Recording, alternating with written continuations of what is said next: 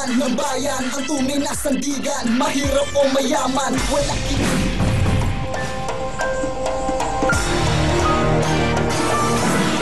Sino si Esther Visconde? Naalala pa kaya siya ni nitong mga FPJ fans?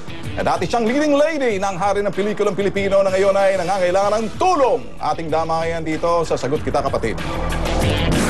1960, namayagpag ang pangalang Esther Visconde bilang leading lady ni Fernando Poe Jr.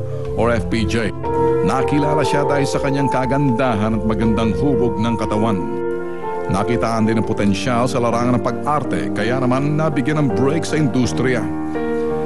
Ang inakalang tuloy-tuloy na karera ay mabilis din naglaho.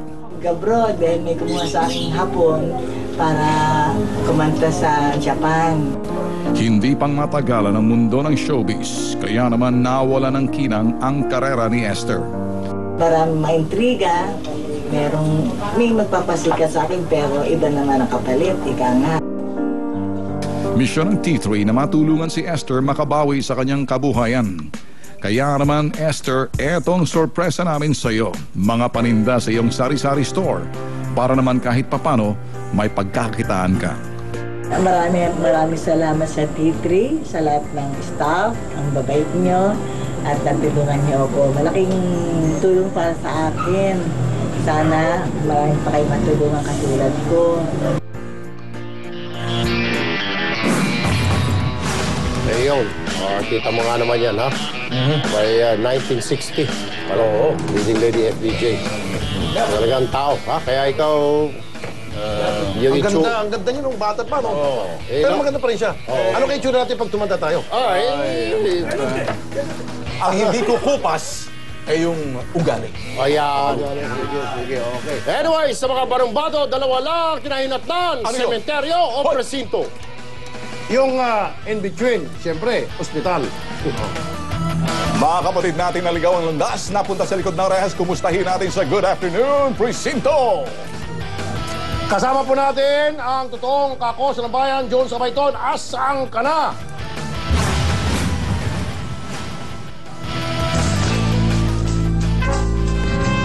Good afternoon, Presinto. Nandito tayo ngayon sa Las Piñas Police Station. Tara mga bayaw, pasukin natin sila. Hepe, magandang araw sa inyo, sir. Ano bang ginagawa natin dito, sir? Nakikipag-ugnayan sa mga komunidad. Dati ba kayo announcer, sir? Hindi naman. Akala ko kayo si Kuya Cesar, sir, eh. Ito ang jefe namin sa admin. Pwede pa ba ito si ma'am, sir? Pwede. Kaya na baka mapatay ka ng asawa ko. Alis na ako dito. Ano to, sir? Intel, ho? Intel. Ito ang kanilang jefe, si Major Sulit. Sir, ano mga ginagawa natin dito, sir? Profile tayo ng mga kriminal, surveillance, casing. Naging bakla na kayo, sir? Hindi pa naman. Kung kayo maging bakla, sir, sino kayo? Si Roderick Paulate na lang. Grabe. Okay, ito, sir. Ano to, sir? Mag-shot. Saan yung ano, sir? Yung mag... Pare, ang mag, andito, sir. Sir, papatawa kayo. Attention! Sir, ayaw sumunod, sir. Paano yan, sir? May gusto ko babatingin mayon? Pinabati yung asawa ko sa BJP. Nasa BJMP yung asawa mo. Sir, ang ganda ng opisina nyo. Siyempre, maganda lalaki ang mga taga Las Piñas. Kailangan maganda rin ang opisina. At muli, ako po si Jules Sabayton para sa Good Afternoon Presinto. Heto ako, basang-basa sa ulan, wala'y masisilungan. Eh, yung kanina.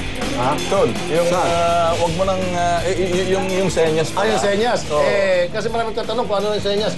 Pag yung ganon, yung pinakamatindi ng mura galing sa buong mundo. Which is grabe. Yung ganon, ano ba yun? Yung pakalawang mura. Ganun ba? Akala Ano ko... ang pinakamatindi mura? Sabi ni ano nagbababad. Lisa. Tapos yung ganon... Ano yan? Sampal? Hindi, layas. Get out of here. Ganun ba? Yung ganon? Ha? Ganon, pareho lang yun. Pareho. Kaya next time, pag galit tayo, mas maganda para safe sa MTRCB. Ganon na lang, oh. Yan. Eh, paano kung meron na... Sige, isa tayo, T3. Ako yung ganon, si Erwin ganon, tapos ikaw ganon. Ganon. Tama.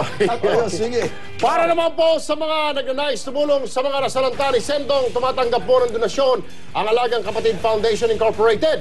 Pwede po kayong magbigay ng cash donation sa mga bank account na naka-flash sa inyong TV screens. Para naman sa mga nasa abroad, may dala account din po ang Alagang Kapatid Foundation. Nakikita niyo po yan sa mga screens sa aming mga bank account, bank address at SWIFT code. Maaari rin po kayong magbigay ng mga pagkain, damit, kumot, banig, water containers, at mga gamot. Dalhin lang ang mga yan sa News 5 Action Center sa TV5 San Bartolome, Novaliches, Quezon City. Para sa mga katanungan, maaaring tumawag sa hotline 938-6393. Yan ang 30 minuto aksyon ora mismo. Ako po si Rafi Tulfo. Ako naman si Ben Tulfo. Magandang gabi sa inyo lahat. Ako po si Erwin Tulfo. Para sa inyo mga reklamo, tumawag lamang po sa T3 hotline 0918-933-T3T3 o 0919-983-8383. Hanggang bukas mga kapatid, ito ang padera si Fisyo Publico. T3. Meron pa tayong 4 na minuto. Oh, yan! Oh, ayan, oh. Di ba? Kasi, plugging. Plugging. Plug natin. Yung balitang tapat. Yan. Bukas, mga kapatid, 11:30 to 12. Uy, ganun ba? Hindi, 11:30 to 15. Okay. Ayun. Mga sariwang balita ay hatid sa inyo. Lalo na ngayon, may mga naganapan ngayon sa mga probinsya, Iligan City at saka sa Cagayan. May mga reporter tayo, ilang araw nakastambay lang doon. Para maghatid po ng mga sariwang balita sa inyo. Ayun. Ikaw, Erwin. Malayo pa aksyon. Ako naman, gusto ko lang sabihin sa inyo na itong Friday, special ho to dahil lahat ho ng mga drug operations for 2009 at 11 mapapanood nyo ho kakaiba ho sa bitag dahil ang estilo ho dito procedural, tactical, walang kwento-kwento, action. Ayan na, okay na. Sige. Ayan. Ang bumaga, di ba?